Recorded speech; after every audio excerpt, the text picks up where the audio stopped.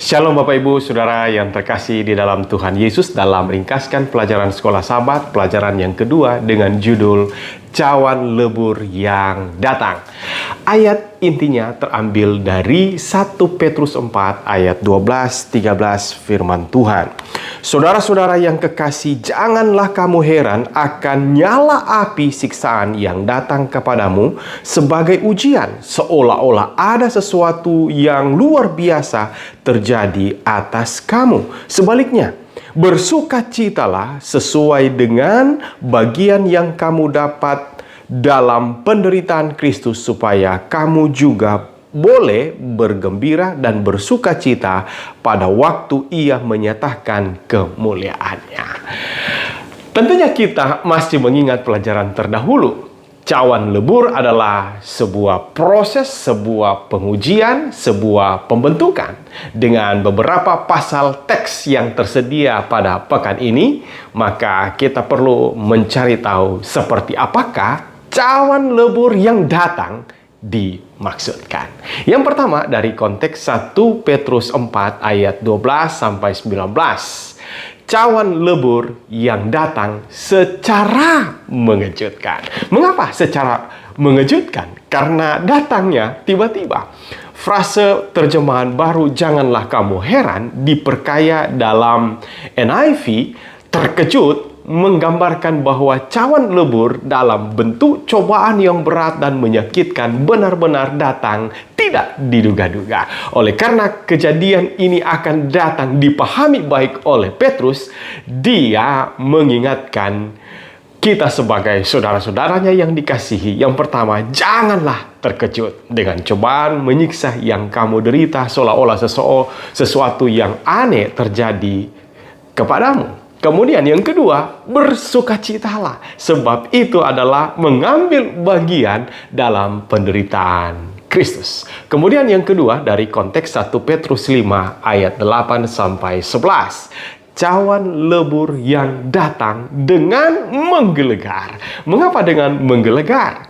Karena itu digambarkan seperti singa yang mengaum-ngaum.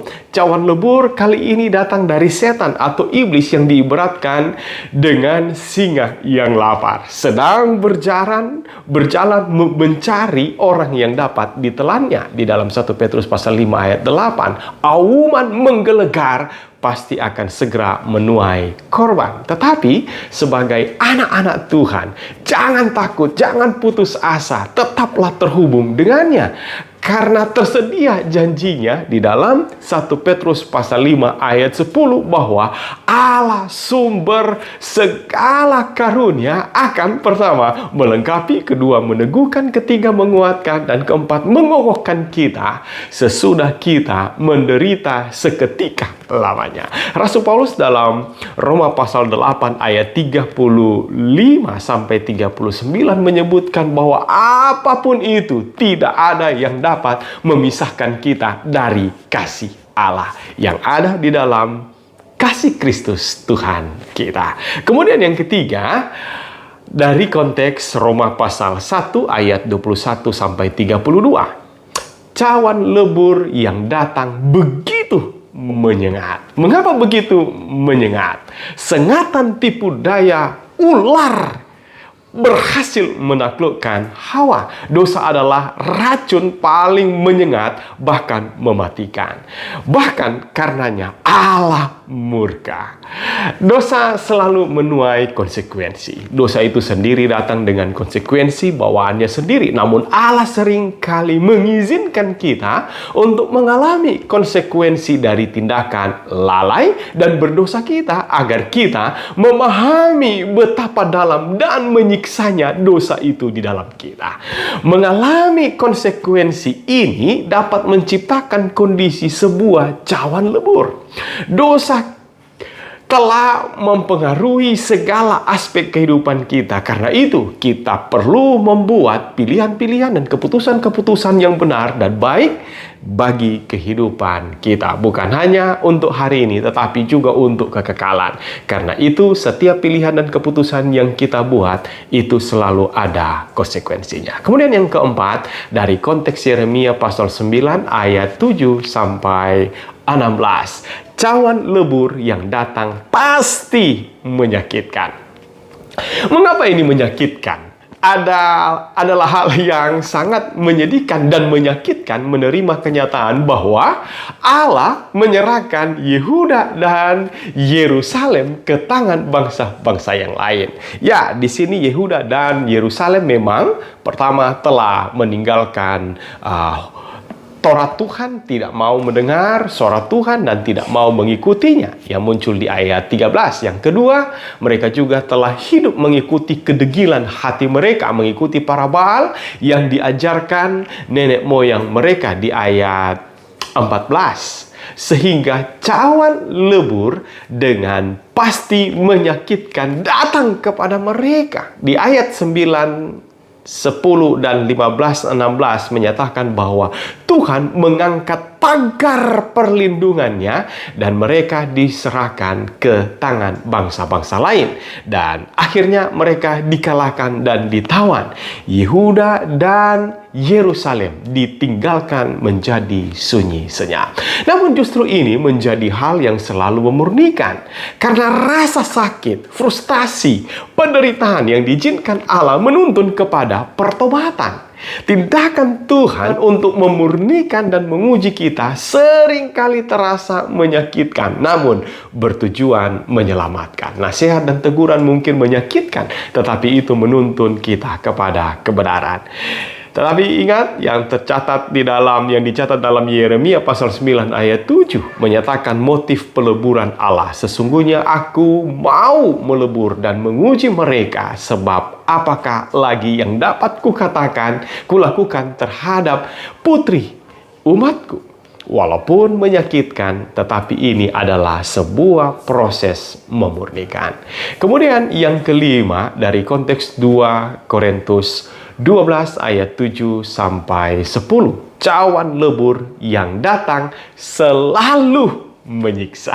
Mengapa ini selalu menyiksa? Karena ada duri dalam daging. Dan duri ini tentunya menyiksa. Sehingga Paulus 3 kali berseru meminta agar kiranya duri atau utusan iblis ini mundur daripadanya, yang dicatat di ayat 8. Namun jawaban Tuhan di ayat 9, cukuplah kasih karuniaku bagimu, sebab justru dalam kelemahanlah kuasaku menjadi sempurna. Ya, ada dua hal yang perlu disimak. Yang pertama, definisi duri. Duri seperti apakah yang ada dalam diri daripada Paulus? Ada kemungkinan bahwa Paulus mendapat serangan iblis sehingga ia mengalami kelemahan jasmani, entah masalah penglihatan atau penyakit tertentu lainnya yang Tuhan izinkan untuk tetap melekat pada jasmaninya dan tidak disingkirkan atau dipulihkan. Kemudian yang kedua, tujuan duri. Untuk apakah duri yang ada di dalam diri Paulus? Ayat 7 menyebutkan diakui supaya ia jangan meninggikan dirinya. Ya, duri dalam daging Paulus bertujuan agar ia tidak sombong. Tentu saja itu bukan karena dosa tertentu yang dia lakukan, tetapi untuk mencegah dia berbuat dosa di masa depan. Paulus menyadari bahwa pada dasarnya ia memiliki kelemahan terhadap dosa dan bahwa duri itu dapat mencegahnya. Duri itu tidak diangkat dan disingkirkan. Paulus dibiarkan menyadari kelemahannya agar dalam kelemahan itu kuasa Allah menjadi sempurna. Ia pun bersaksi di dalam 2 Korintus pasal 12 ayat 9 dikatakan, sebab itu terlebih suka aku bermegah atas kelemahanku, supaya kuasa Kristus turun menaungi aku. Karena itu aku senang dan rela di dalam kelemahan, di dalam siksaan, di dalam kesukaran, di dalam penganiayaan dan kesesakan oleh karena Kristus. Sebab jika aku lemah, maka aku kuat.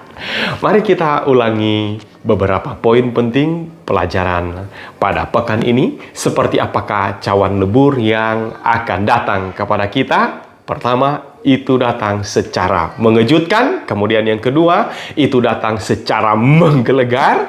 Yang ketiga, itu datang begitu menyengat. Dan yang keempat, itu datang pasti menyakitkan. Dan yang kelima, itu datang selalu menyiksa. Kiranya rangkuman ini boleh menolong saudara memahami pelajaran Sekolah Sabat pada pekan ini. Mari kita berdoa. Terpujilah Engkau Tuhan, Allah yang boleh menyingkapkan rahasia-rahasia dan kebenaran boleh diungkapkan, dan biarlah apa yang boleh disimpulkan, diringkaskan hari ini boleh menjadi berkat bagi saudara-saudara kami yang menonton akan channel ini. Terima kasih Tuhan untuk cawan lebur yang datang kepada kami dari berbagai tempat dengan cara yang berbeda-beda. Itu sebetulnya telah dan sedang menolong kami untuk dimurnikan dan membuat kami kuat, dan Tuhan di pekerjaan Allah akan sempurna di dalam hidup kami. Terima kasih Tuhan, kami syukuri di dalam nama-Mu Yesus Kristus Tuhan Juru Selamat kami berdoa. Amin.